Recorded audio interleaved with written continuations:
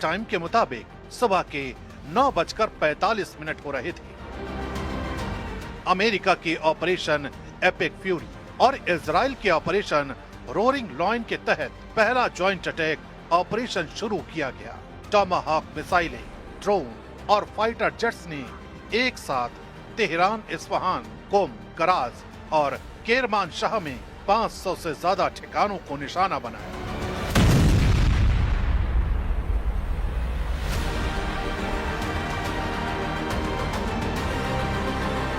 सबसे घातक वार तेहरान के डाउनटाउन स्थित सुप्रीम लीडर के आधिकारिक कंपाउंड पर हुआ। रिपोर्ट के मुताबिक 30 से ज्यादा बंकर बस्टर म्यूनिशन इस्तेमाल किए गए। उस वक्त खामेनेई अपने शीर्ष सलाहकारों अली शमखानी, मोहम्मद पाकपुर और दूसरे कमांडरों के साथ मीटिंग में थे। पहले हमले में ही कंपाउंड पूरी तरह तबाह हो गया और इसी हमले में ईरान के सुप्रीम लीडर मारे गए। यानी महायुद्ध के पहले घंटे में ईरान के सुप्रीम लीडर को मौत की नींद सुला दिया गया। अल्लाहु अकबर, अल्लाहु अकबर, अल्लाहु अकबर। इसी के साथ ईरान की हवाओं में कई सवाल तैरने लगे। किसने सुप्रीम लीडर के साथ गद्दारी की? किसने उनकी सही लोकेशन का पता बताया? आखिर इतनी आसानी से खामेनेई को कैसे टारगेट किया गया? दावा किया जा रहा है कि ये सिर्फ आसमान से बरसा हमला नहीं था, बल्कि जमीनी स्तर पर महीनों से चल रहा एक गुप्त अभियान था। इंटेलिजेंस नेटवर्क ने सुप्रीम लीडर की मूवमेंट, मीटिंग शेड्यूल और सुरक्षा पैटर्न की बारीक जानकारी जुटाई। सैटेलाइट सर्विलांस, साइबर इंटरसेप्शन और अंदरूनी सूत्रों के जरिए लोकेशन को रियल टाइम में ट्रैक किया गया।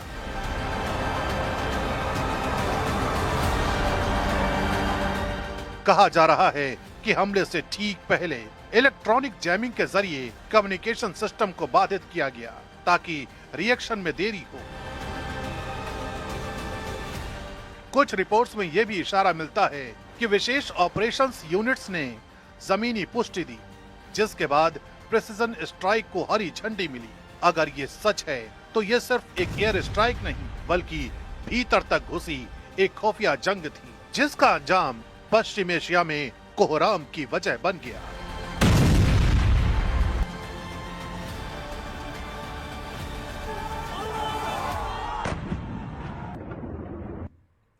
और आयतुल्लाह अली खामनेई की मौत के बाद अब जो दिख रहा है वो कराची में बड़ी खबर दिख रही है। वहां तो जंग तो हो ही रही है। पश्चिम एशिया में दुबई पर धमाके सुनाई दी जा रहे हैं और वो लगातार हम रिपोर्ट कर रहे हैं। लेकिन इस वक्त बड़ी खबर जो आई वो कराची से आई। कराची में कॉन्सुलेट पर, अमेरिकी कॉन्सुलेट पर भीड़ ने हमला कर दिया और आगजनी कर दी। वहां पर ये पाकिस्तान के लिए बड़ी मुश्किल खड़ी हो गई है, क्योंकि पाकिस्तान में चाहे वो शिया संगठन हो, अगर अमेरिकी काउंसुलेट के अंदर घुस जाते हैं, तोड़फोड़ कर देते हैं, आगजनी कर देते हैं और लोगों की मौत भी हुई है, ऐसी खबरें आ रही हैं। सुरक्षा बल की फायरिंग में लोगों की मौत भी हुई है। अमेरिकी दूतावास के कर्मचारी घायल भी हुए इस भीड़ के हमले में। उधर बहरीन से धमाके की खबरें आ रही हैं, दुबई से धमाकों की खबरें आ रही हैं। और हम जैसे गौरीशंकर जी गुप्ता जी भी हमारे साथ बने हुए हैं और हमारे साथ उत्कर्ष राठौड़ साहब भी जुड़ रहे हैं, उनसे हम लगातार बात कर रहे हैं कि ये जंग जो है ये आगे क्या रूप ले सकती है। तो राठौड़ साहब, गौरीशंकर जी से हम बात कर रहे थे, इससे पहले अमेरिका के अटैक से पहले ईरान की रूस और चीन की आर्मी के साथ एक ड्रिल भी हुई थी।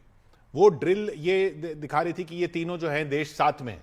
लेकिन जब ये हमला हुआ है उसके बाद रूस और चीन की तरफ से सिर्फ स्टेटमेंट आई है और ऐसा लगता भी नहीं है, ऐसे आसार भी नहीं लग रहे, गौरीशंकर जी का कहना है ऐसा होने वाला भी नहीं है कि रूस या चीन की तरफ से कुछ डिप्लोमेटिक सपोर्ट के अलावा कोई सपोर्ट ईरान की इस रेजीम को इस वक्त दिया जाएगा। आपका क्या मत है इस पर? आप सही कहते हैं कि अभी कुछ दिन पहले रूस की और ईरान की नेवल ड्रिल हुई थी पर्शियन गल्फ में। लेकिन बात है कि वास्तविकता की बात है, इस दुनिया में ये आपके सिर्फ आर्थिक संबंधी जिंदा रहते हैं। रूस और ईरान के संबंध अगर देखे जाएं तो ईरान ने कितनी मदद की है रूस की यूक्रेन वॉर में, सब जानते हैं। चीन ने अभी उनको एंटी शिप मिसाइल बेचे हैं, रूस ने उनको Su-35 के कुछ जहाज बेचे हैं, S-400 की बैटरी दी है। लेकिन जब बात आती है कि उनके साथ खड़ा होना है तो इस तरीके का कोई भी कहीं से दिख नहीं रहा है। खास करके रूस की मजबूरी भी है कि यूक्रेन शांति में वो ट्रंप के ऊपर काफ़ी तरीके से डिपेंडेंट है। तो आज ईरान जो है अकेला खड़ा है और ये रूस और चीन को समझना चाहिए कि अगर ईरान की सत्ता परिवर्तन होता है अमेरिका के मन माफिक, तो एक झटके में मिडिल ईस्ट से रूस और चीन का वर्चस्व भी खत्म हो जाएगा। जी हाँ, क्योंकि इससे पहले सीरिया से बशर अल असद की सरकार गई, तो वो भी जो असर था, जो भी रूस की जहां तक पहुंच थी, वो सीरिया में खत्म हो गई। और अब अगर ईरान में भी इस तरीके से रिजीम चेंज हो जाता है तो रूस का तो यहां पर कुछ बचेगा ही नहीं। गौरीशंकर जी। हाँ बिल्कुल, आप ठीक कह रहे हैं, लेकिन आप देखिए ईरान में मेरा मानना यह है कि ये जो सरकार थी खोमेनाई की, ये बड़ी रिप्रेसिव सरकार थी। अगर संसार की सभी सरकारों को देखें तो इन्होंने बहुत रेस्ट्रिक्शन स्वतंत्रता के ऊपर लगाए हुए थे, और सारे के सारे जो रेडिकल इस्लाम थे वो रूल कर रहे थे ईरान को। और उन्हीं लोगों ने ये हिजबुल्लाह, हूती और हमास आदि को वेपन्स और ट्रेनिंग वगैरह दे रहे थे, जो आतंकवाद को फैला रहे थे। तो ये सरकार जो है वो इसको समझना चाहिए था कि ये जो कार्य कर रहे हैं वो अच्छा नहीं है, और उस कार्य से नेचुरली कहीं ना कहीं रिजेंटमेंट होगा और उनके ऊपर हमला होगा, और एक्चुअली वही हुआ।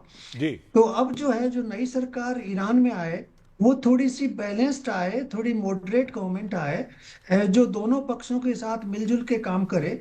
क्योंकि आप अमेरिका को भी बहुत ज़्यादा नाराज नहीं कर सकते, तो उसके साइमल्टेनियसली आप रशिया और चाइना के साथ भी अच्छे संबंध बना के रह सकते हैं। जैसे हमारी भारत की नीति है, हम सबके साथ अच्छे संबंध बना के रहते हैं, उसी तरह से ईरान भी एक सिविलाइजेशनल कंट्री है। उनको एक ऐसी मॉडरेट सरकार लानी चाहिए जिससे कि वो सब देशों के साथ मिलजुल के अपना कार्य कर सके। लेकिन वो तो खैर अभी की जो स्थिति दिख रही है उसमें तो अमेरिका ही चाहेगा कि उसके हिसाब से सरकार बने। इधर इस बीच गौरीशंकर जी आपको रोक रहा हूं, इजराइल के तेल अवीव में 40 इमारतों को जो नुकसान हुआ है, ये खबरें आ रही हैं 40 इमारतों को नुकसान पहुंचा है तेल अवीव में, जो ईरान की तरफ से काउंटर अटैक किया गया है उसमें 40 इमारतों को नुकसान पहुंचने की खबर आ रही है। शैलेंद्र।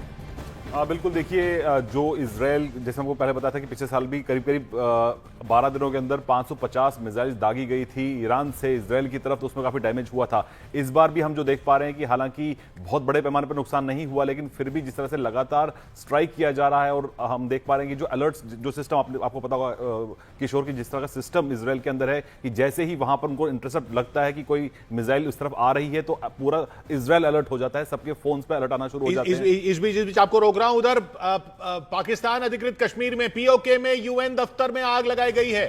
गिलगिट बाल्टिस्तान में यूएन दफ्तर फूंका गया है। गिलगिट बाल्टिस्तान में भी शिया ज्यादा रहते हैं। जो ये पूरा पाकिस्तान का सबसे ज्यादा शिया इलाका जो है वो इसी तरफ है, गिलगिट बाल्टिस्तान की तरफ, पीओके की तरफ है। और वहां पर गिलगिट बाल्टिस्तान जो पाकिस्तान, जो कश्मीर का इलाका है, पाकिस्तान अधिकृत कश्मीर का इलाका है, पीओके का इलाका है, वहां पर यूएन दफ्तर को फूंका गया है।